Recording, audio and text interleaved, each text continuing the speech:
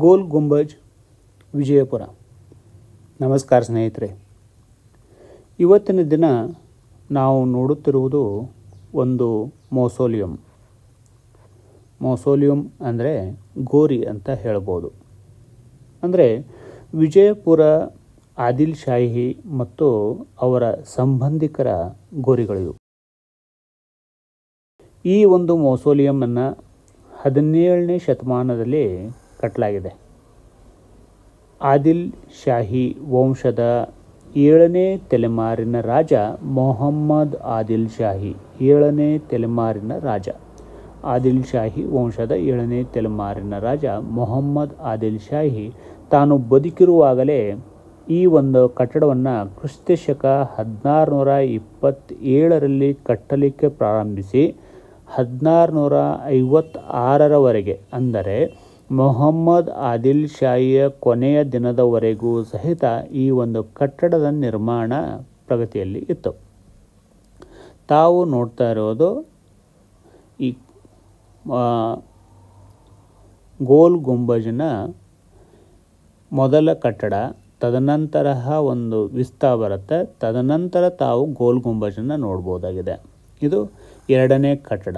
ಇದರ ಹಿಂದುಗಡೆ ನಿಮಗೆ ಗೋಲ್ ಗುಂಬಜ್ ಕಾಣಿಸ್ತಾ ಇದೆ. ಈಗ ಅಂದರೆ ನಾನು ಹೇಳಿರೋ ಹಾಗೆ 1627ರಿಂದ 1656ರವರೆಗೆ, ಅಂದರೆ ಸುಮಾರು 29ರಿಂದ 30 ವರ್ಷಗಳ ಕಾಲ ಈ ಕಟ್ಟಡದ ನಿರ್ಮಾಣ ನಡೀತು. 30 ವರ್ಷಗಳ ಕಾಲ ಕಟ್ಟಡ ನಿರ್ಮಾಣ ಮಾಡಿದರೂ ಸಹಿತ ಇದೊಂದು ಅಪೂರ್ಣ ಕಟ್ಟಡ ಆಗಿದೆ.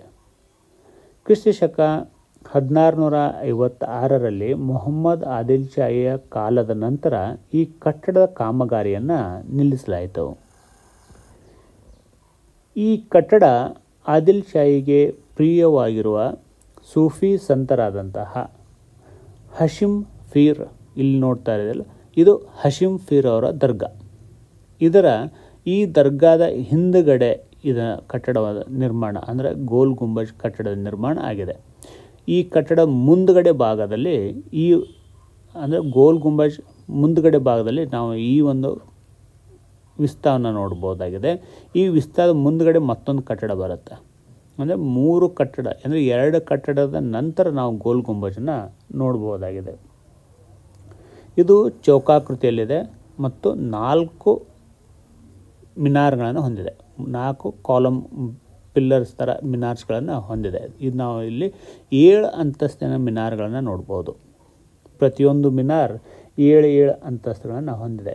ಇದು ಚೌಕಾಕೃತಿಯ ಕಟ್ಟಡ. ಪ್ರತಿ ಮೈ ಇದರದ್ದು 47.5 ಮೀಟರ್ನಷ್ಟು ಉದ್ದ ಇದೆ. ಅಂದರೆ ಉದ್ದ ಅಗಲ ಪ್ರತಿ ಉದ್ದ 47.5 ಮೀಟರ್ನಷ್ಟು ಇದರ ಅಳತೆಯನ್ನು ಹೊಂದಿದೆ. ಇದರ 4 ಕಡೆ ಒಂದೊಂದು 7 ಅಂತಸ್ತಿನ ಮಿನಾರ್ಗಳಿದ್ದು ಅದರ ಮುಖಾಂತರ ನಾವು ಗ್ಯಾಲರಿಯನ್ನು ಪ್ರವೇಶಿಸಬಹುದಾಗಿದೆ. ತಾವಿಲ್ಲಿ ನೋಡ್ಬೋದು, ತುಂಬ ಚೆನ್ನಾಗಿ ಅರ್ಧಂಬರ್ಧ ಡಿಸೈನ್ಗಳನ್ನು ಇಲ್ಲಿ ನಾವು ನೋಡ್ಬೋದು. ಮೇಲಿನ ಭಾಗ ಇದಕ್ಕೆ ಡಿಸೈನ್ ಇದೆ, ಮಧ್ಯಭಾಗದಲ್ಲಿ ಇದಕ್ಕೆ ಯಾವುದೇ ಅಂತಹ ಡಿಸೈನ್ ಇಲ್ಲ. ಗೋಲ್ ಗುಂಬಜನ್ನು ಒಳಗಡೆ ಪ್ರವೇಶಿಸಿದ ನಂತರ ನಾವು ಈ ಥರಂತಹ ಗೋರಿಗಳನ್ನು ನೋಡ್ಬೋದು. ಇಲ್ಲಿ ನಾನು ಮುಂಚೆನೇ ಹೇಳಿರುವ ಹಾಗೆ ಮೊಹಮ್ಮದ್ ಆದಿಲ್ ಶಾಹಿಯ ಗೋರಿ ಮಧ್ಯದಲ್ಲಿ ಕಾಣ್ಬೋದು. ಅದರ ಪಕ್ಕದಲ್ಲಿ ಆತನ ಬೀಬಿ ಜಾನ್ ಆದಂತಹ ಅರೂರ್ ಬೀಬಿ ಮತ್ತು ಹೆಂಡತಿ ಆಗಿರುವಂತಹ ರಂಬಾ, ಮೊಮ್ಮಗಳು ಮತ್ತು ಮಗನ ಗೋರಿಯು ಸಹ ನಾವಿಲ್ಲಿ ನೋಡ್ಬೋದು. ಇದು ವಿಶ್ವದ 2ನೇ ದೊಡ್ಡ ಗುಂಬಜ್ ಅಂತ ಹೇಳ್ಬೋದು. ಮೊದಲನೇ ದೊಡ್ಡ ಗುಂಬಜ್ ನಾವು ರೋಮ್ನಲ್ಲಿ ಕಾಣ್ಬೋದಾಗಿದೆ.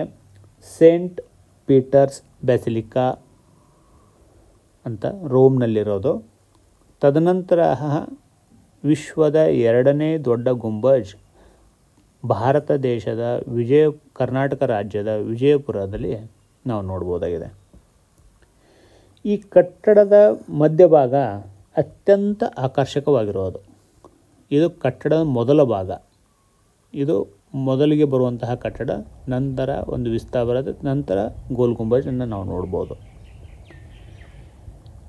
ನಾನು ಮುಂಚೆ ಹೇಳಿರೋ ಹಾಗೆ ನಾವೊಂದು ವಿಸ್ಪರಿಂಗ್ ಗ್ಯಾಲರಿ ಅಂದರೆ ನಾವು ಒಂದು ಸಣ್ಣದಾಗಿ ಮಾತನ್ನು ಆಡಿದರೂ ಸಹಿತ 7ರಿಂದ ಅಥವಾ ಅದಕ್ಕಿಂತ ಹೆಚ್ಚು ಪ್ರತಿಧ್ವನಿ ಆಗುವಂತಹ ಭಾಗ ಈ ಒಂದು ಮಧ್ಯಭಾಗ. ನಾವು ಈ ಒಂದು ಗುಂಬಜನ್ನು ಸುತ್ತುಗಡೆ ಒಂದು ಎಲೆ ಆಕೃತಿಯ ಕೃತಿಯನ್ನು ನೋಡ್ಬೋದು, ಇದನ್ನು ಸ್ಟ್ರಕ್ಚರನ್ನು ನೋಡ್ಬೋದಾಗಿದೆ. ಈ ಕಟ್ಟಡದ ಮಧ್ಯಭಾಗದಲ್ಲಿ ನಾವು ನಿಂತು ಏನೇ ಮಾತಾಡಿದರೂ 7 ಅಥವಾ 7ಕ್ಕಿಂತ ಹೆಚ್ಚು ಬಾರಿ ಪ್ರತಿಧ್ವನಿ ನಾವಿಲ್ಲಿ ಕೇಳ್ಬೋದಾಗಿದೆ.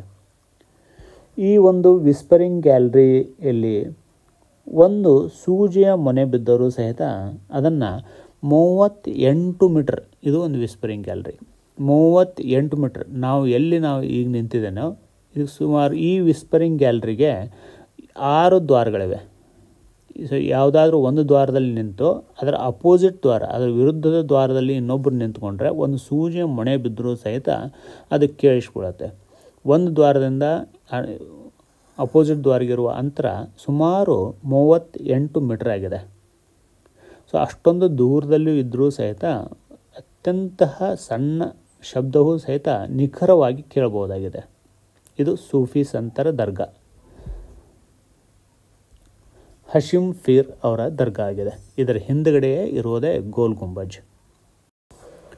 ಈ ಒಂದು ಪ್ರತಿಧ್ವನಿ ಆಗುವಂತಹ ವಿಶಿಷ್ಟ ಗುಣ ಹೊಂದಿರುವಂತಹ ಗೋಲ್ ಗುಂಬಜ್ ಅನ್ನು ತಾವು ಬಯಸಿದಲ್ಲಿ ತಾವು ಮುಂಜಾನೆ ನಸುಕಿನ ಜಾವ ವಾಕಿಂಗಾಗಿ ಇದನ್ನೇನು ತೆಗೆದಿರ್ತಾರೆ, ಸುಮಾರು 6 ಗಂಟೆಗೆ ಇದು ಓಪನ್ ಆಗಿರುತ್ತೆ. ಆ ಟೈಮ್ನಲ್ಲಿ ನೀವು ಹೋದರೆ ಇದನ್ನು ಚೆನ್ನಾಗಿ ಅನುಭವಿಸ್ಬೋದು, ಪ್ರತಿಧ್ವನಿಯನ್ನು ಸರಿಯಾಗಿ ಕೇಳಿಸ್ಕೊಳ್ಬೋದು. ಇಲ್ಲಾಂದರೆ ಅತಿಯಾದ ಪ್ರೇಕ್ಷಕರ ಸಂಖ್ಯೆಯನ್ನು ಹೊಂದಿರುವಂತಹ ಈ ಪ್ರದೇಶವನ್ನು ಮಧ್ಯಾಹ್ನ ಅಥವಾ ಸಾಯಂಕಾಲದಲ್ಲಿ ವೀಕ್ಷಿಸಿದರೆ ನಾವೊಂದು ವಿಸ್ಪರಿಂಗ್ ಗ್ಯಾಲರಿಯ ಅನುಭವವನ್ನು ಪಡೆದುಕೊಳ್ಳಲಿಕ್ಕೆ ಆಗೋದಿಲ್ಲ. ಸ್ನೇಹಿತರೆ, ವಿಜಯಪುರದಲ್ಲಿ ಸಾಕಷ್ಟು ಪ್ರೇಕ್ಷಣೀಯ ಸ್ಥಳಗಳಿದ್ದರೂ ಸಹಿತ ಈ ಒಂದು ಗೋಲ್ ಗುಂಬಜ್ ಅತ್ಯಂತ ಜಾಸ್ತಿ ಸಂಖ್ಯೆಯಲ್ಲಿ ಪ್ರೇಕ್ಷಕರನ್ನು ಆಕರ್ಷಿಸುವಂತಹ ಸ್ಥಳ ಆಗಿದೆ.